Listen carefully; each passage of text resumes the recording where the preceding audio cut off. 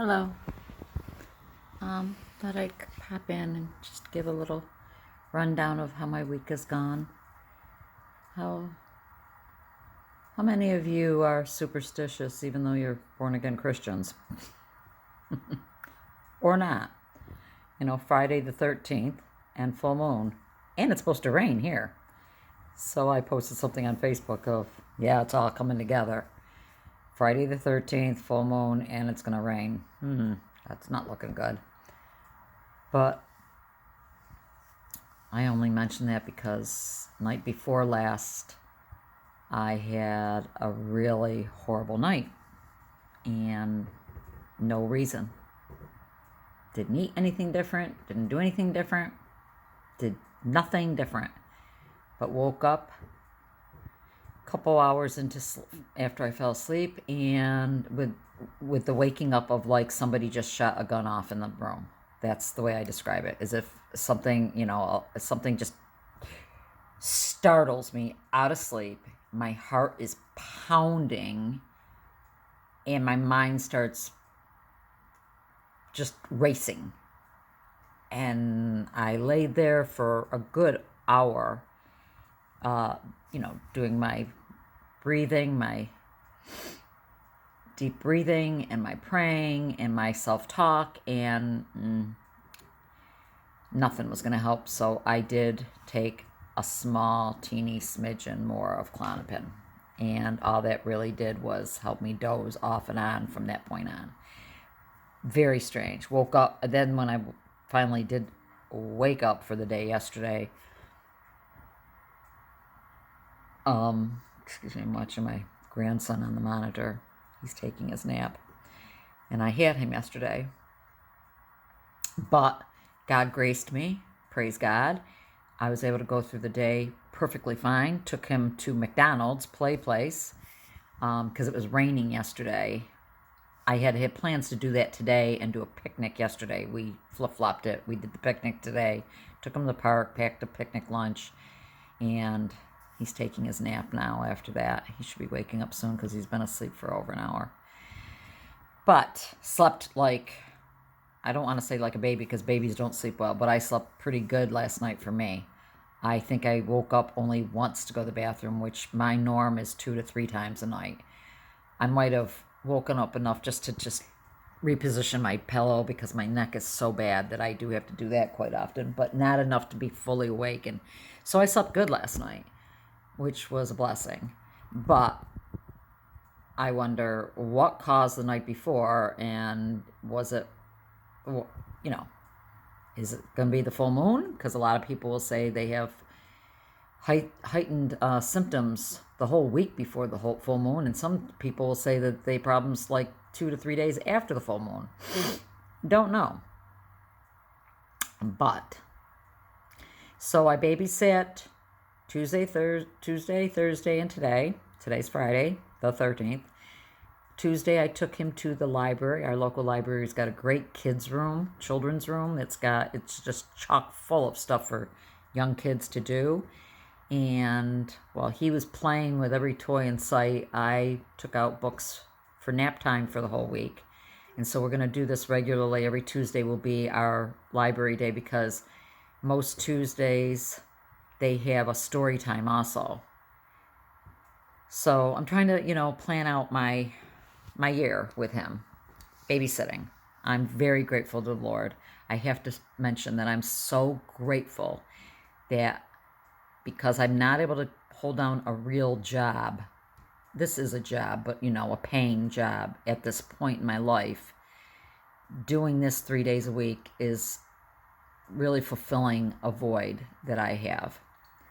And most mornings, all mornings, I don't feel good and I feel cruddy, but I have been able to, the Lord, not me, the Lord has given me the strength to pull myself out of that bed, get dressed, cleaned up, and start the day whether I like it or not. And as the day progresses, I do good. I do rather well for me.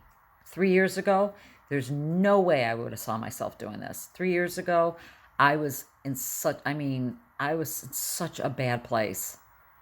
I really was. in such a horrible, dark place, physically, mentally, spiritually, every way you can imagine. I just was so sick, and I didn't know what I was going to do to ever get better.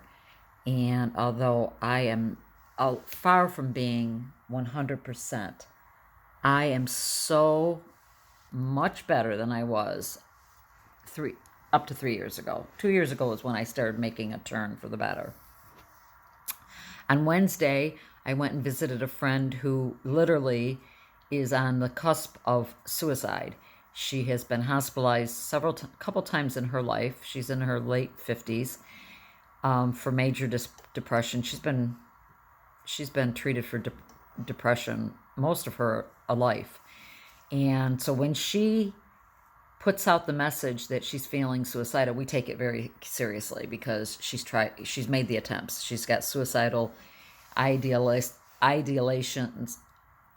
Is that a word? Yeah. And has attempted suicide in the past. So, and she has good reason. She just fought off ovarian cancer, stage 4.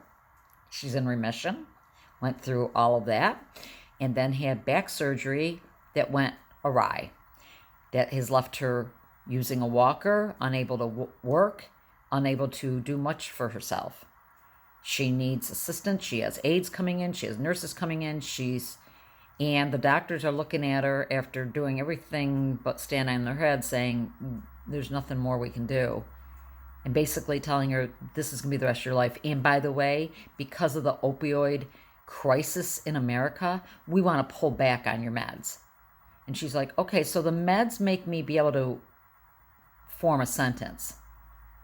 You take those away and I will kill myself because there's no living. So I went and visited with her and brought her lunch and just sat with her and talked to her and tried to encourage her the best I can because that's what the Lord would have us do for others. When you're in a bad place, do something for somebody else.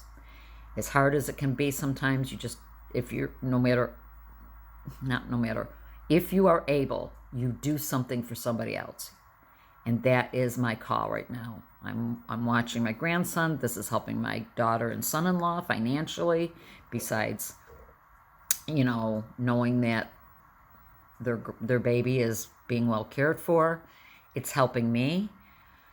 And when I have the day off, I will go and visit the homebound people. I have my other friend who was diagnosed with Alzheimer's. She's no longer able to drive. She wasn't driving anywhere anyway. She was basically going to the drugstore to get her meds once a week. So taking her license away was no big deal. But I will attempt to visit her and visit this other friend as a regular. I hope, God willing, Lord willing, that I'm able to do it. Especially now that the weather is the way it is. Pool's getting closed. Summer's over. Here comes fall. I like fall. I like spring. I love summer.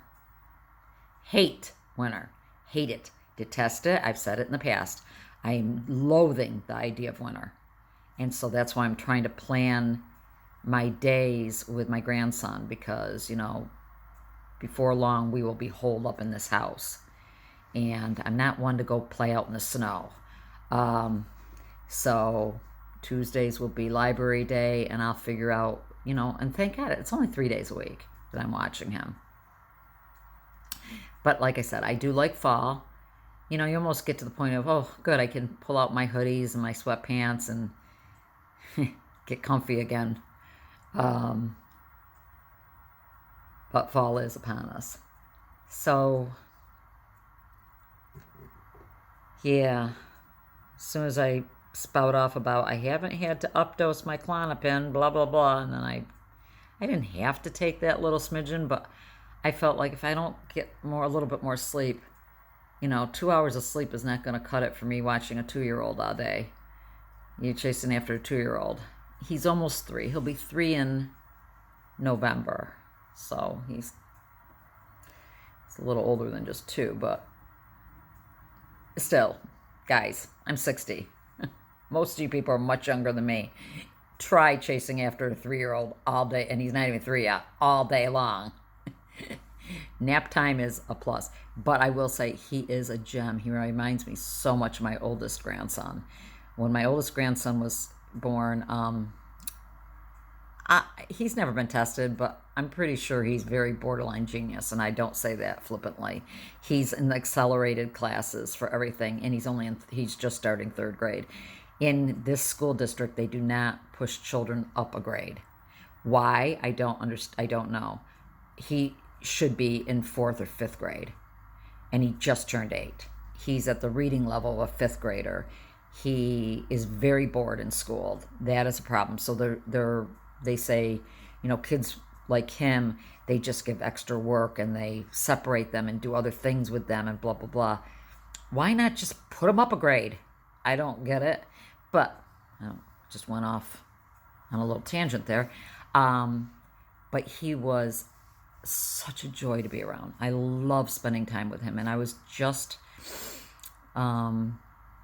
I was nursing at the time, but I worked, 4 days off, 4 days on, 3 days off, 3 days on, 4 days off, because you'd work the weekend and you do work a double. If you're a nurse, any of you who work in hospitals, you understand that kind of schedule.